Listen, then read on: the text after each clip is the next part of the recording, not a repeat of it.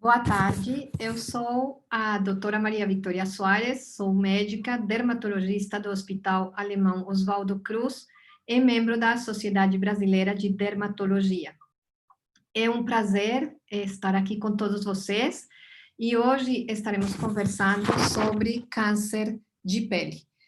Como vocês sabem, o mês de dezembro é dedicado à prevenção desta doença e nós, do Hospital Alemão Oswaldo Cruz, estamos participando ativamente da campanha Dezembro Laranja da Sociedade Brasileira de Dermatologia. Estou aqui com as nossas convidadas, a doutora Maria Cristina Messina, também médica dermatologista do hospital. Olá, Cris. Olá, boa noite. Também membro da Sociedade Brasileira de Dermatologia, e a doutora Camila Hoffmann, também dermatologista do Hospital da Unidade Vergueiro e membro também da Sociedade Brasileira de Dermatologia. Bom, a gente não pode deixar para trás o tema de câncer de pele. O câncer de pele é o mais frequente no Brasil e corresponde a 30% de todos os casos de câncer, sendo que ao redor de 180 mil casos novos são diagnosticados a cada ano. Então, é um tema que vale a pena trazer, discutir e conhecer. O câncer de pele tem cura, na maioria dos casos, quando é diagnosticado precocemente. Existem diferentes tipos, alguns tipos são mais agressivos, outros tipos têm uma letalidade ou taxa de mortalidade que é relativamente baixa.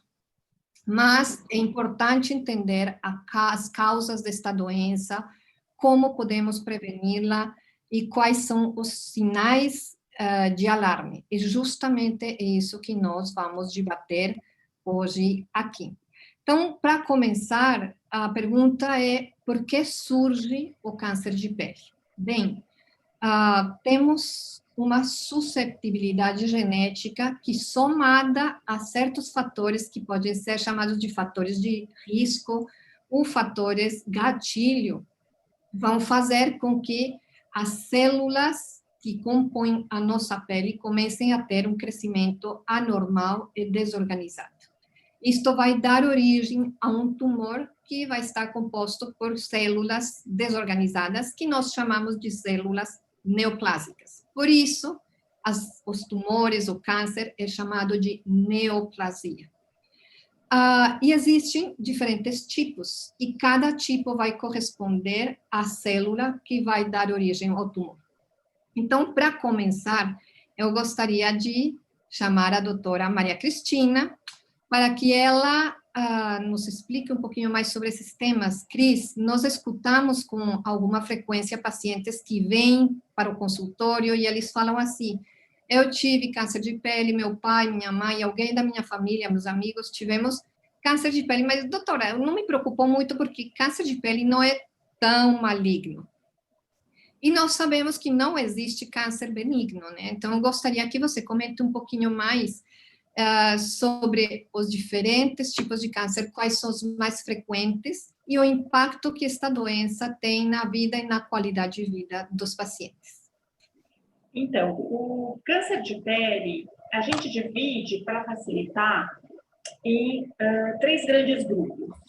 Os carcinomas basocelulares, carcinomas espinocelulares e os melanomas. Para facilitar, eu vou explicar aqui.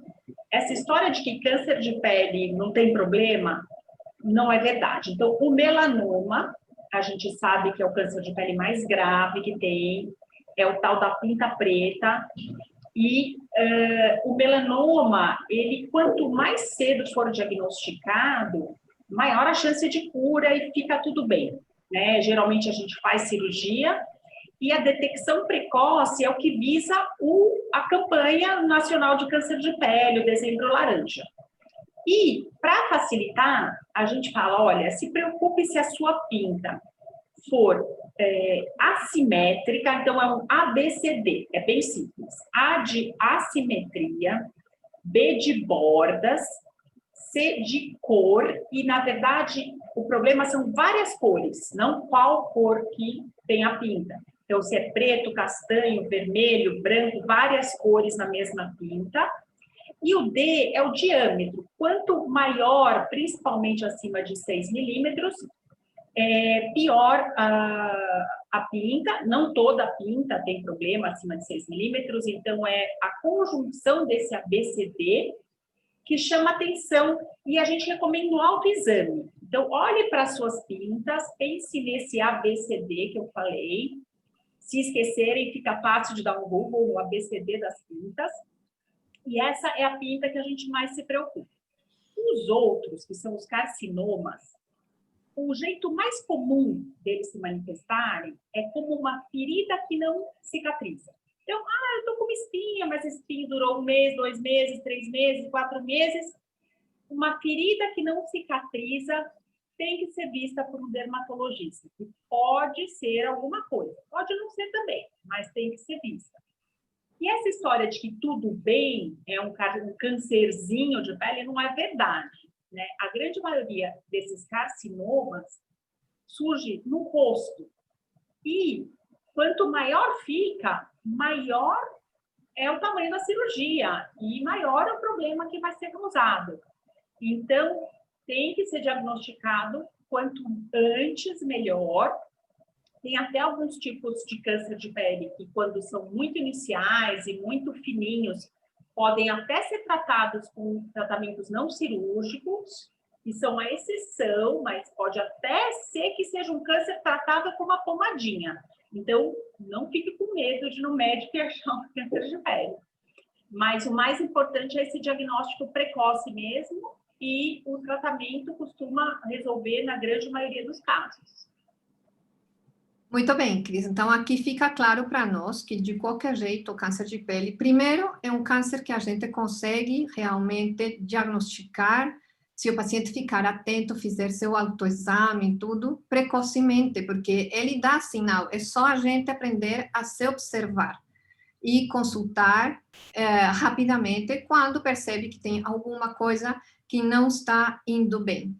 Mas é um câncer que pode ter, sim, um impacto na qualidade de vida do paciente a partir do momento que ele não é tratado precocemente. O câncer pode crescer e, em alguns casos, as lesões podem ser mutilantes. Então, a gente tem não só pensando que são lesões que podem também invadir os tecidos que estão em volta, mas com alto impacto na qualidade de vida. Agora, Camila, falando dessa detecção precoce, eu gostaria que você comente um pouquinho sobre os fatores de risco que aumentam a chance de uma pessoa ter câncer de pele. E eu gostaria que você comente um pouco sobre o papel que tem a exposição solar no desenvolvimento desta doença. Então, o fator de risco mais conhecido e que é o mais comentado é a exposição solar. A radiação solar, ela tem um papel importante na formação do câncer de pele, porque ele infiltra as camadas mais profundas da pele através da radiação UVA e a UVB, e acaba fazendo ao longo da vida, então é uma exposição crônica, faz uma alteração do DNA, e essa célula alterada produz uma célula neoplásica que evolui para um câncer de pele. Dentro da radiação solar, é importante a gente frisar que a gente tem basicamente 2 tipos de radiação, que é a UVA e a UVB. A UVB é a radiação que ela está mais presente no meio do dia, das 10 às 4 da tarde. Ela causa queimadura solar, aquele vermelhidão, mas a radiação que está mais implicada na formação do câncer de pele é a UVA. E a UVA, ela está presente durante todo o dia. Por isso que a gente tem que passar protetor solar na hora que a gente acorda, quando a gente sai de casa cedo, né? Só que a exposição solar, ela pode ser somada a outros fatores intrínsecos. O que são esses fatores? Primeiro é a genética. Cada vez está se estudando mais o papel dos genes nos cânceres de pele. Melanoma, a gente já tem até vários estudos comprovando. E isso vai guiar a gente num futuro, inclusive para uma terapia mais específica, que é o que a gente está precisando hoje para o melanoma.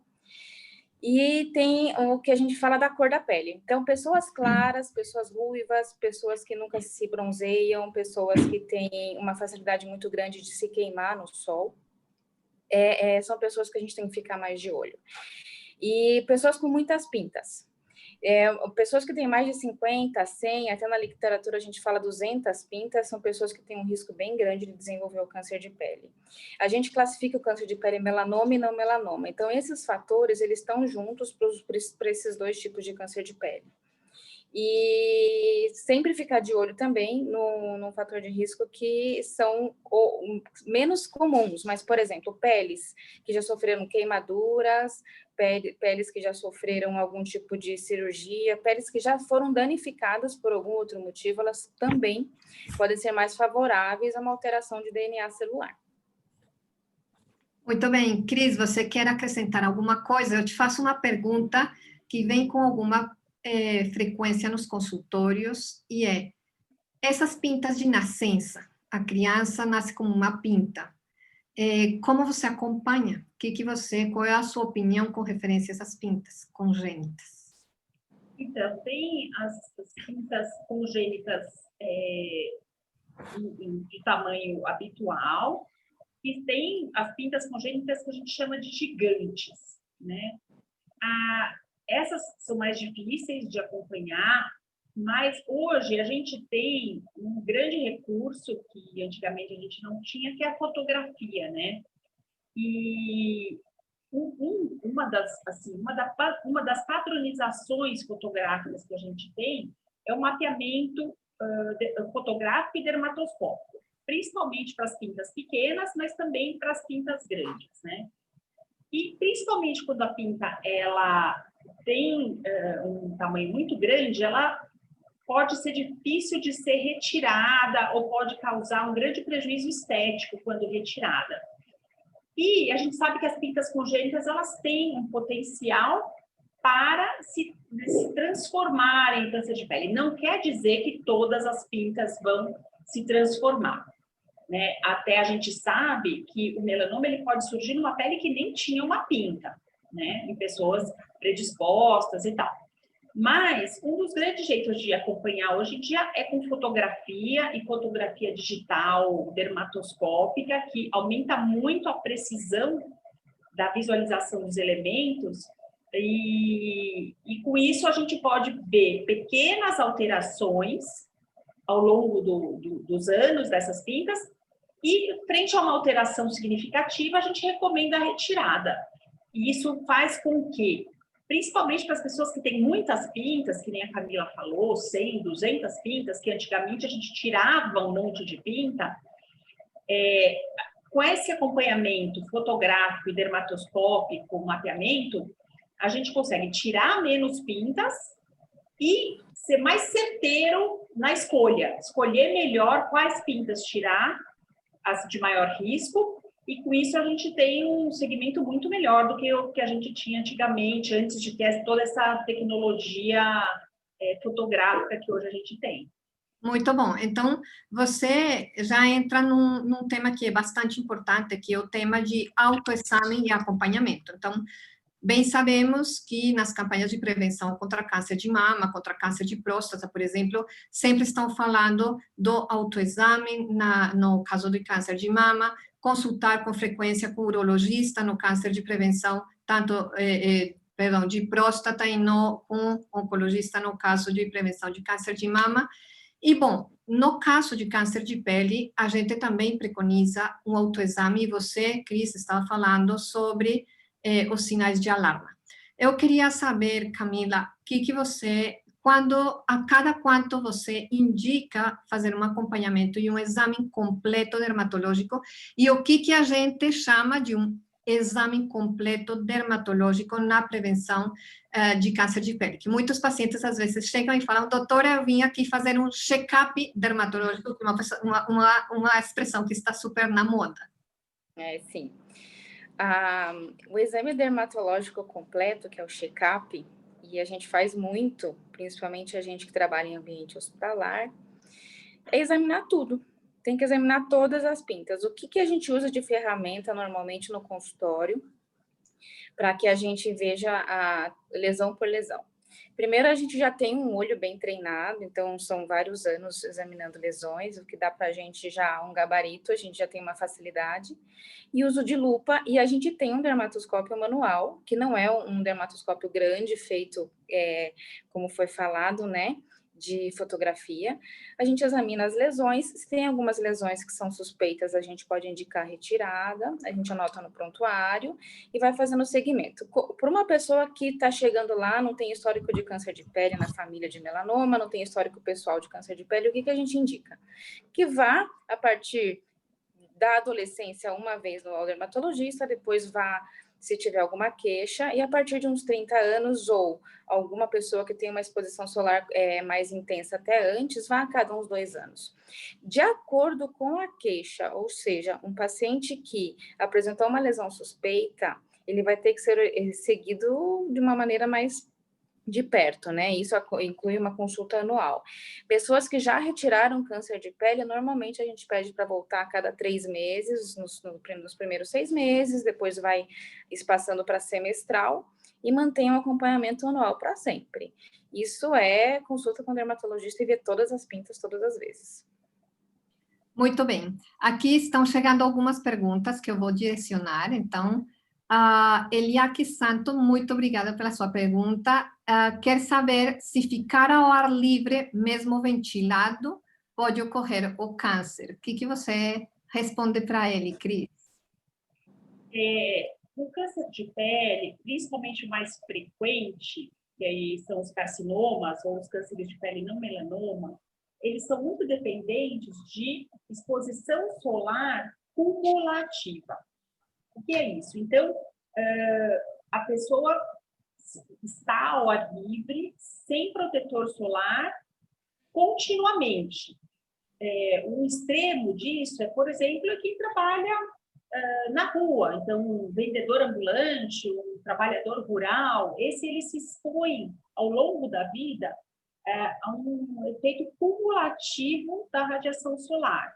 É diferente da pessoa que tem uma exposição eventual, que sai só na hora do almoço, enfim. Então, assim, independente de ser ventilado ou não, se tiver radiação solar, e não precisa ser direta na pele, a pessoa fala, puxa, eu fui na praia, fiquei embaixo do guarda-sol e peguei o mormaço e me queimei. O que é o mormaço? Nada mais é do que a radiação ultravioleta que bate no chão ou na água e reflete de volta no rosto. Então, é radiação ultravioleta, né?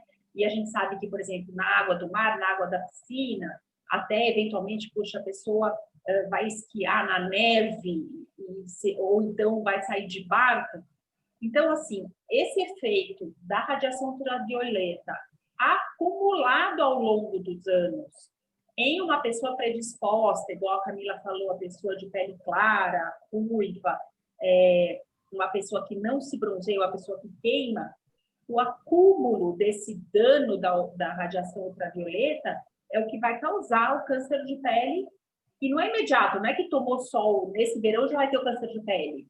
Puxa, eu tomei sol e não aconteceu nada, tudo bem, mas daqui a alguns anos pode ser que apareça.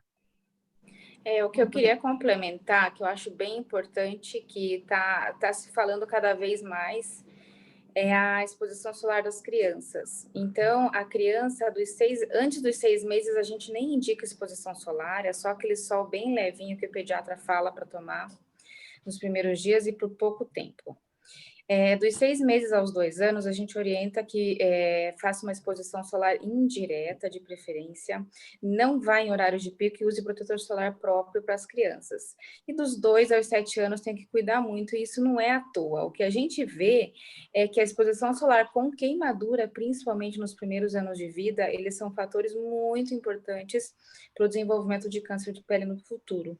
E a criança tem uma pele mais fina, ela tem uma pele mais sensível, então não adianta passar o protetor solar e deixar a criança no sol do meio-dia. Primeiro, que ela não deve ficar no sol do meio-dia. E segundo, que ela tem que estar protegida com um pano.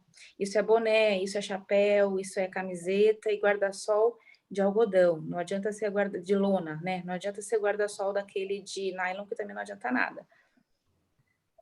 Muito bom. Então, vem uma pergunta, já que você está falando dessa proteção solar, tudo, vamos aproveitar uma pergunta que envia Rafaela Rosas. Muito obrigada, Rafaela, pela sua pergunta, muito interessante e, além do mais, está bem atual. Ela pergunta: olá, doutoras, posso aplicar filtro solar para sair na área em que a máscara cobre? Isso pode dar espinhas. Percebo minha pele muito mais oleosa após um dia inteiro usando máscara. Vai, Camila. A gente está percebendo isso no dia a dia, sempre na consulta, né? A gente tem muito paciente que vem todos os dias com o mesmo questionamento. Com relação a usar ou não filtro solar com a máscara, tem que usar. Primeiro porque a máscara, às vezes, ela fica andando no rosto, então não adianta a gente querer passar o filtro solar na bordinha de fora da máscara, porque vai ter lugares que ela que vai expor, não tem jeito. A gente não deveria tirar a máscara quando sai de casa, mas às vezes a gente tira. Então, resumindo, passa em tudo e já protege o rosto como um todo, né? E é para usar também, porque por mais que metade do rosto seja coberto, todo o resto não tá. O que acontece? A gente acaba produzindo uma oleosidade natural da pele que com a máscara a gente não consegue transpirar e isso obstrui os poros e acaba ocasionando mais acne. O que a gente tem visto nesses últimos meses agora da pandemia com o uso da máscara é que as pessoas primeiro estão usando menos base, menos maquiagem, menos protetor com cor de base. Porque suja a máscara, enfim. Muitas pessoas estão deixando de usar o protetor solar porque fica mais oleoso. O que a gente está fazendo de orientação no consultório? Tratar a pele da pessoa com um pouco mais de produtos que tirem a oleosidade. Então, a gente usa um sabonete para pele oleosa e usa um protetor para pele oleosa. Isso vai ajudar. Mas, infelizmente, às vezes, a gente não consegue controlar totalmente, né? A gente vai ter que ficar assim até enquanto a gente usa a máscara. Tem coisas que dá para fazer? Tem. Esses cuidados a gente trata como se fosse uma pele acneica. Mas a gente não pode deixar de usar o filtro.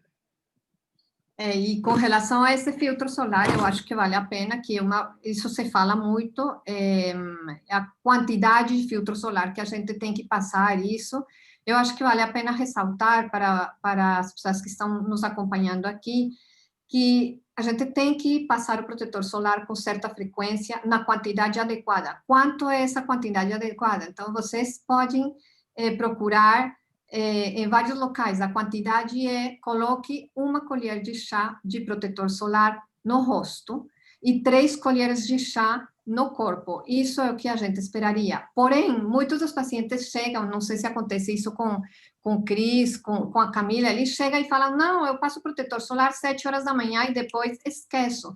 Mas o paciente sai na rua, o paciente vai andar, o paciente está na praia. Então, lembrando que paciente que está transpirando atividade física, que está entrando e saindo da água da piscina, deve repetir a aplicação do protetor solar cada vez que sai da água e deve secar a pele e depois passar o protetor solar. Se passar o protetor solar com a pele molhada, vai diluir, não vai se absorver, não faz efeito. Então, a aplicação do protetor solar, a frequência também é muito, muito, muito importante. E nunca esquecer, porque muitas pessoas esquecem de passar protetor solar no couro cabeludo, as pessoas que têm pouca densidade de cabelo também vai ter exposição e queimadura solar nos lábios, nas orelhas, que são locais que a gente com frequência esquece, e de uma prevalência elevada de câncer de pele, né? Então, continuando aqui um pouquinho com as perguntas. Vem Sônia Ribeiro, faz uma pergunta sobre vitamina D. Ela pergunta, obrigada, Sônia, pela pergunta. Boa noite. A deficiência de vitamina D causa câncer de pele, Cris? A vitamina D, ela gera muitas polêmicas, né? A deficiência de vitamina D não tem correlação com o desenvolvimento de câncer de pele, mas o que acontece é que alguns geriatras, endocrinologistas e mesmo a mídia leiga orienta a tomar sol para a produção de vitamina D. E o que acontece, a pessoa que é estimulada a tomar sol, ela vai se expor mais ao sol e isso sim pode piorar a evolução para câncer de pele. E a briga aqui dos dermatologistas com os endócrinos e geriatras é que a gente já sabe que apenas de sair na rua, 5 minutos, 10 minutos que se caminhe na rua, de camiseta, só com o antebraço de fora, a gente já produz a quantidade de vitamina D que a gente precisa. E mesmo assim, se a quantidade de vitamina D estiver baixa, a gente pode suplementar com vitamina em gotinha, em comprimido, enfim, é muito fácil de suplementar.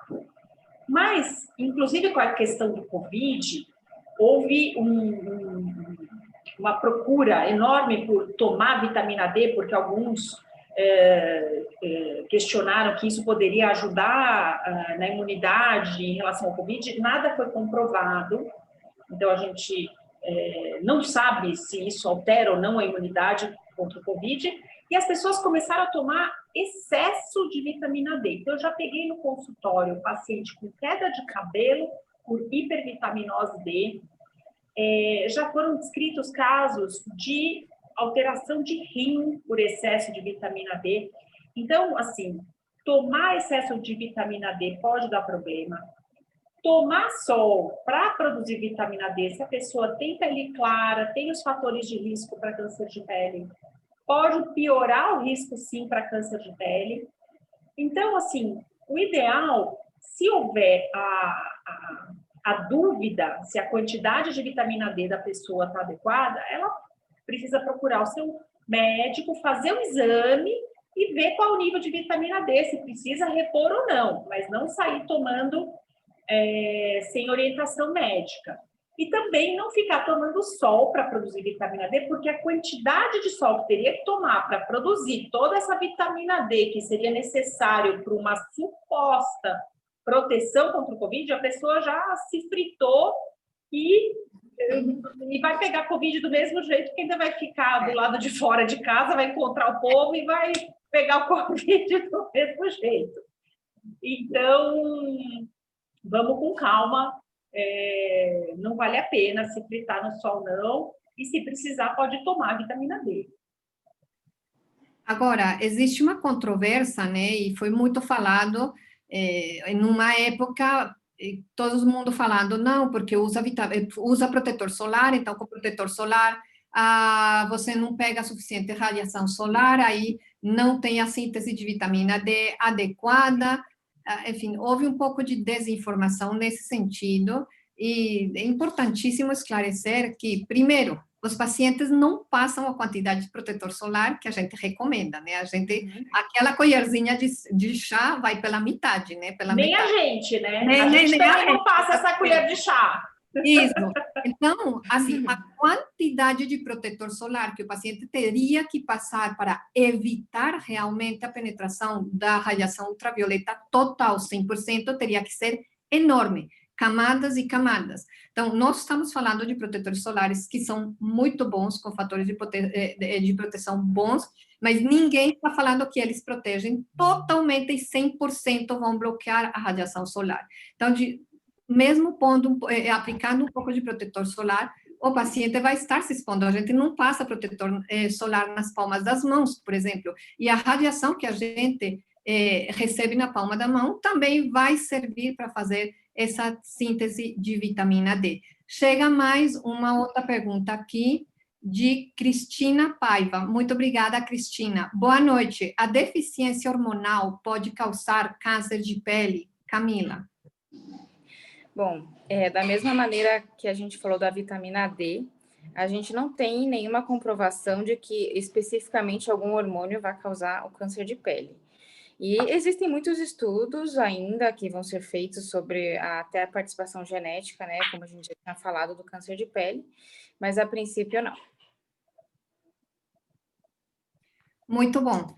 Eliaque Santos envia também uma outra pergunta. Quais são os problemas de saúde que o câncer pode causar, o câncer de pele? Cris. Dividindo novamente em 2 grandes grupos, o câncer de pele, que é o melanoma, se ele for diagnosticado numa fase mais avançada, ele pode dar metástases. que é o quê? O tumor que se inicia na pele, mas ele cai na corrente sanguínea e vai para outros órgãos, como o cérebro, pulmão. Então, assim, ele pode causar problemas à distância se ele for um câncer avançado, se ele não for tratado a tempo. E os outros, os carcinomas espinocelulares também podem dar metástase, é bem menos frequente do que o melanoma, mas também podem dar metástases à distância, então afetar outros órgãos. E o carcinoma basocelular, ele pode afetar órgãos próximos. Por exemplo, se é um carcinoma basocelular aqui na bochecha, ele pode afetar a parótida, que é uma glândula que fica mais profunda. Ou um carcinoma basocelular não tratado perto do olho, ele pode levar até a uma perda de visão. Isso num caso mais avançado que não foi tratado precocemente. Eu acho que são esses, assim, os exemplos que é assim, mais fáceis de entender. Ok, mais uma pergunta que eu gostaria de fazer para você, se ter, acho que isto é uma apreciação geral que nós três temos. Essa pandemia tem afetado muito a sociedade em todas as esferas, né? E eu tenho a sensação de que os pacientes estão com medo de ir no médico, estão com medo de ir no hospital, estão com medo de fazer tratamentos, pensando que pode se contagiar. E a gente tem a sensação que essa detecção precoce de câncer de pele e de outros cânceres tem ficado um pouco para trás. Qual é a recomendação que vocês dão para as pessoas que estão nos escutando quanto ao fato de consultar, de se perceber alguma lesão que não está cicatrizando, que tem uma cor, como a Cris explicou, ou aquela regra do ABCD que não está legal? Assim, qual é a mensagem que vocês querem deixar aqui para essas pessoas quanto ao fato de consultar e continuar fazendo o acompanhamento periodicamente? A gente teve um período inicial de pandemia, que foi um período bem intenso. Realmente a gente fez uma quarentena, boa parte das pessoas, né? Nós, profissionais de saúde, provavelmente não. Mas isso já está se estendendo por o quê? Uns 8 meses. E a gente já está pegando o reflexo disso no consultório, a gente já vê algumas lesões de pele, isso na nossa área, que poderiam ter sido diagnosticadas antes. Como a gente também não sabe até quando vai se estender esse período de pandemia, quanto tempo a gente vai ficar com o coronavírus, se a gente vai ter vacina logo ou não, se ela vai ser eficaz, essas são dúvidas que estão andando em paralelo com toda a nossa vida. A nossa vida continua. Nada parou, as coisas estão andando, e acredito que com cuidado e o bom senso de cada um, as pessoas vão conseguir saber se aquilo que está incomodando precisa de um atendimento. Especificamente na nossa área, seguindo essas regras do ABCD, ou simplesmente o sexto sentido ou bom senso da pessoa, ela vai saber se ela precisa ou não de uma consulta. A gente orienta que vá. A consulta geralmente é uma consulta rápida, é uma consulta que, se for para resolver, o procedimento tem que ser feito, vai ter que ser feito de qualquer jeito, e quanto mais rápido for tratado, menos sequelas vai ter depois. É uma balança com 2 pesos, né? Eu queria acrescentar que um recurso que surgiu foi o da telemedicina, ainda não está totalmente estabelecido, mas ao longo da pandemia, eu cheguei a atender alguns casos por telemedicina e dá para ter uma dica.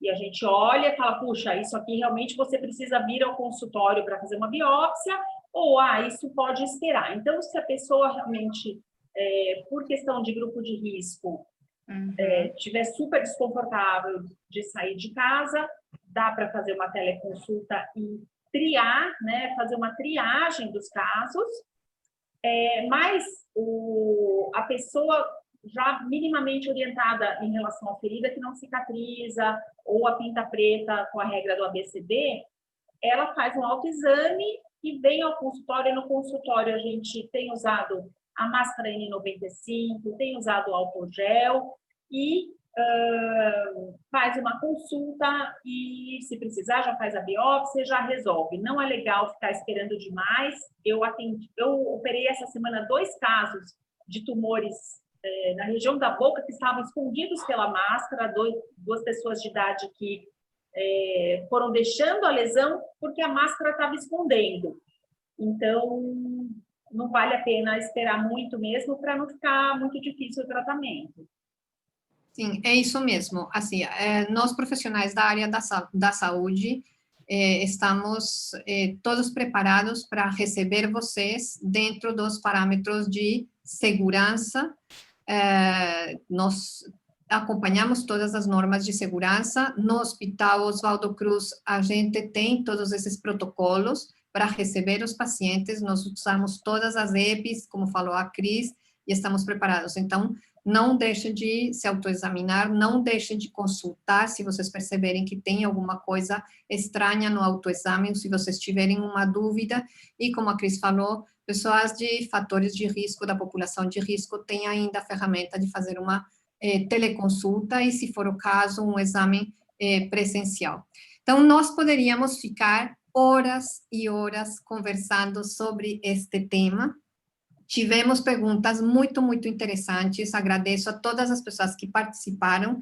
Aquelas perguntas que não conseguimos responder por uma questão de tempo, porque temos que encerrar agora, responderemos nas mídias, responderemos no Facebook. Esta live ficará gravada tanto no Facebook do Hospital Oswaldo Cruz, quanto no YouTube também. E eu queria agradecer todas as pessoas que participaram e fizeram possível esta live, assim como todos os que enviaram perguntas. Queria agradecer a Maria Cristina e a Camila pela participação. E desejo a todos vocês uma excelente noite e nos vemos em breve com temas mais interessantes. Boa noite para todos. Boa noite.